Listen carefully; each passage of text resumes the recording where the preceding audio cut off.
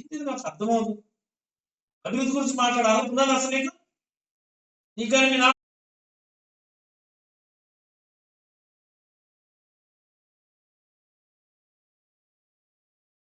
రాష్ట్రంలో ఎక్కడా లేనటువంటి ఎక్స్ట్రీమిజం ఇక్కడే ఎందుకో గతంలో ఎందుకు ఎంతమంది ఇక్కడ నక్సలైట్లు అడవుపాటు పెట్టారు? అభివృద్ధి లేక, అవకాశాలు లేక, అణచివేత వల్ల. ఎవరికి ప్రజాప్రతినిధి?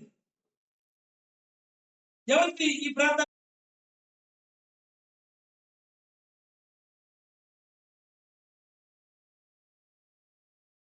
ఇక్కడ ఎక్స్ట్రీమిజం పెరిగింది. ఇప్పుడు మళ్ళీ అలాంటి పరిస్థితిని తీసుకొస్తున్నారు. మళ్ళీ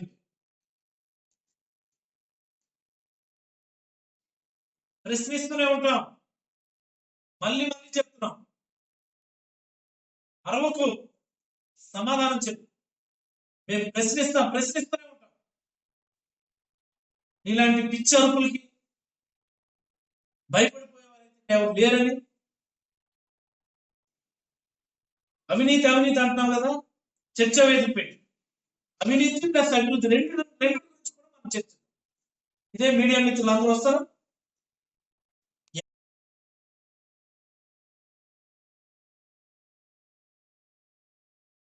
ప్రజెంట్ కలెక్ట్ చేస్తున్నారు. ఓపెన్ ప్లాట్ఫామ్ మీద చర్చ. నీకు నిజంగా చేతనైంది అభివృద్ధి అవినీతి రెండు చర్చించడానికి టైము డేట్ చెప్పండి, వస్తాం. మేము మా డేటాతో మేము వస్తాం. ఈ డేటాతో మీరు రండి, చర్చిద్దాం. అంతే తప్ప పిచ్చి కుక్క కలిసినట్టు, పిచ్చెక్కినట్టు, ఫ్రస్ట్రేషన్తో మరికొన్ని మాటలు మాట్లాడి ఏదో నీకు వైరల్ న్యూస్ కావాలి కాబట్టి మాట్లాడితే ఇక్కడ ఎవరు కూడా ఏదో అక్కడ గ్రామాల్లో చెప్పి సందర్భంగా తెలియజేస్తాను. 100 ఎకరాలు తీసుకొని వ్యాపారాలు చేసుకుని డబ్బులు సంపాదించలేదమ్మా. కష్టపడి చదివి స్టేట్ ర్యాంకులు తెచ్చుకొని ఈనాయుడు చేతుల మీదుగానే మెడల్స్ తీసుకొని ఈనాయుడు హాస్పిటల్ స్టార్ట్ చేసినప్పుడు నీ చుట్టూ ఉన్నటువంటి పార్టీ పెద్దలందరికీ వాళ్ళ కుటుంబాలందరూ కూడా బాగు చేసి పెట్టింది నేను. రాత్రి కష్టపడి చిన్న చిన్న ఆస్తులు ఏవో సంపాదించు, ఆస్తులు ఏదో అనుకుని మా అన్నకు ఏదో ఒక బిల్డింగ్ ఏదో కొనుక్కున్నాడు.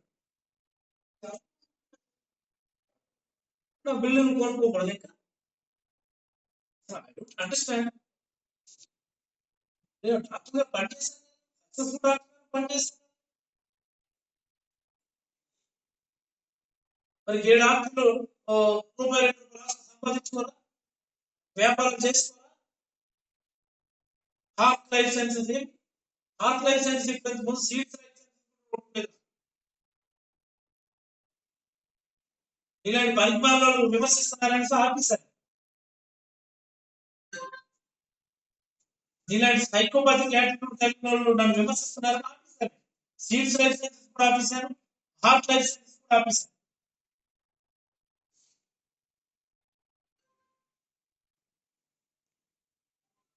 సారా మీద 10 రూపాయలు వసూలు చేసుకున్న బతుకుంది. మీరు కూడా విమర్శించడమే. శివాజీ గారి పాపకి సక్రమంగా మాట్లాడడం నేర్పించారు, సంస్కారం నేర్పించారు. చాలా అసహ్యంగా ఉంది, చాలా అసహ్యంగా ఉంది. అసహ్యంగా మాట్లాడితే వైరల్ అవుతాయి, పబ్లిక్ రీచ్ అవుతాయి. అది పద్ధతి కాదు. పద్ధతిగా రాజకీయాలు చేయమని చెప్పండి. మీ పాప 10 రూపాయలు ఖర్చు చేయడం కరెక్టో కాదో మీరు అడగండి. ఎవరన్నా వెళ్ళి శివాజీ గారు మీరు అడగండి. మీ అమ్మాయిని ఎమ్మెల్యేగా అయితే మరి నేను గుర్తించదలుచుకోలేదు. గారు అని అన్నాను కూడా తన అర్హత కోల్పోయింది.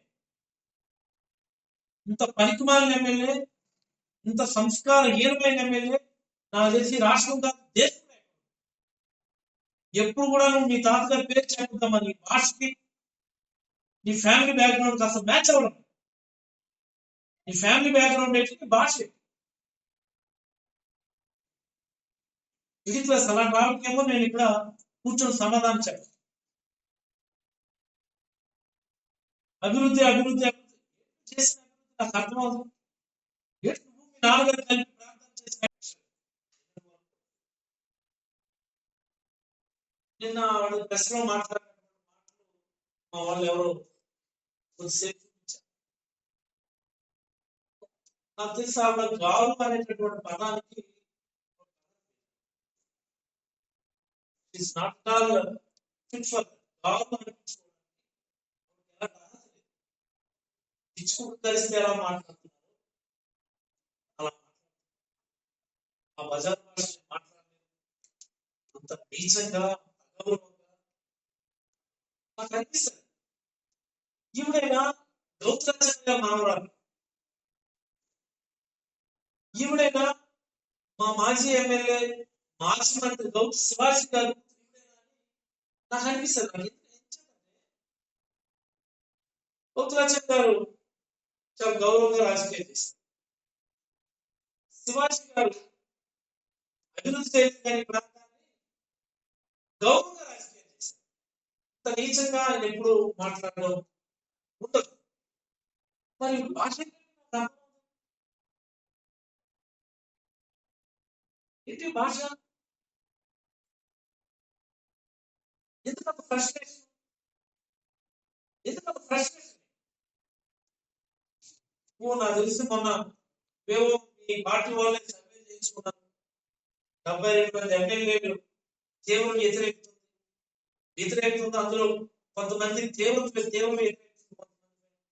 ఆ తీవ్ర వ్యతిరేకున్నటువంటి వ్యక్తులు మీరు కూడా ఉన్నారని ఇటీవల కాలంలో చాలా మంది మన పలాస ఎమ్మెల్యే పట్ల తీవ్ర వ్యతిరేకుతుందని సర్వేలో చాలా స్పష్టంగా. ఎందుకు ఉండదండి వ్యతిరేకత అంత ఉన్నది కాబట్టి చంద్రబాబు నాయుడు గారు వ్యతిరేకత ఉన్నటువంటి ఎమ్మెల్యేలందరినీ పిలిచి డబ్బులు పెడుతున్నారు. ఆయన పార్టీని కాపాడుకోవడం సాయం చెప్పలేదు. మరి నాకు తెలిసి ఇవి కూడా తింటుంటారు, డబ్బులు పెట్టుకుంటున్నారు. అందుకని ఆ ఫ్రస్ట్రేషన్ అంతా ప్రెస్ మీడియా వచ్చి ఎవరికి కావాలి సున్మాట, ఎవరికి కావాల్సిన సున్మాట. ఈ పలాస నియోజకవర్గంలో ప్రతి లిక్కర్ బాటిల్ మీద 10 రూపాయల నుంచి 20 రూపాయలు ఖర్చు చేయడం అనేది వాస్తవం. అండర్స్టాండ్?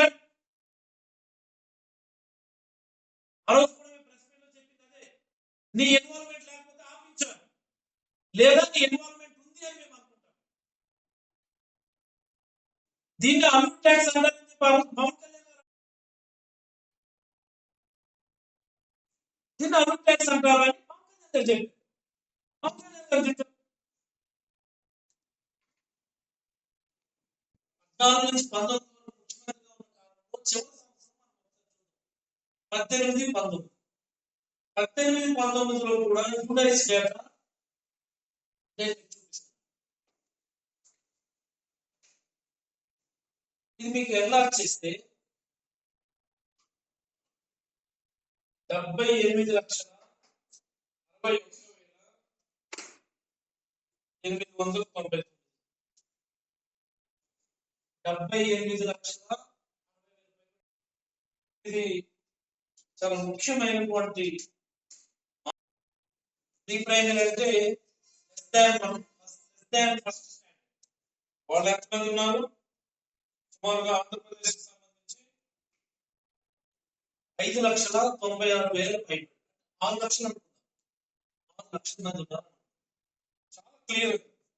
ప్రీ ప్రైమరీ 5,96,000 ఆర్డర్, 1 నుంచి 5వ తరగతి వరకు 34 లక్షల పైబడి, 6 నుంచి 8 వరకు 22 లక్షల పైబడి, అలా చాలా చక్కగా ఇచ్చిన డేటా.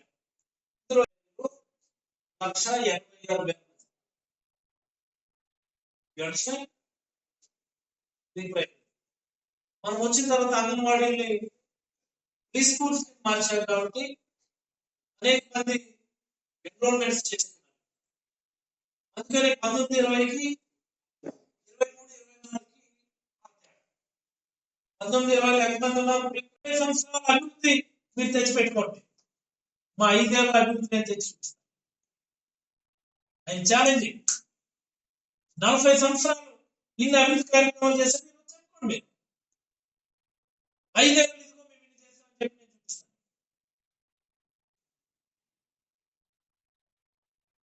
ఇది నాకు అర్థమవుతుంది. అభివృద్ధి గురించి మాట్లాడాలనుకున్నాను అసలు నేను